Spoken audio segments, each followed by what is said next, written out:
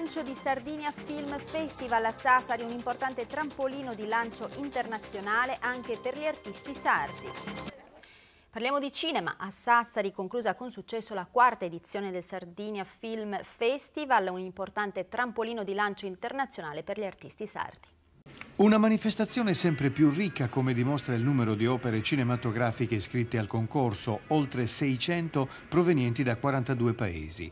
Nei 5 giorni del festival il pubblico ha assistito ad una selezione di pellicole divise in 4 categorie: cortissimo fino a 5 minuti, corto fino a 15, open oltre i 15 minuti e in più la sezione Sardegna. I premi internazionali sono andati ad una pellicola inglese, a una slovena, a una spagnola e a una tedesca. Tra gli italiani premi fra gli altri a Francesco Sperandeo e Massimo Wertmüller.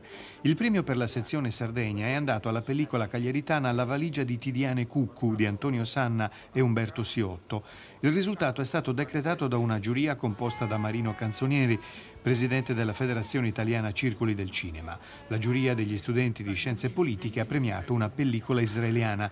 Più di 5.000 registi di tutto il mondo sono in contatto diretto con il Cineclub Sassari, organizzatore dell'evento. Attraverso questa comunicazione, la Sardegna sta assumendo un ruolo da protagonista nel circuito cinematografico internazionale.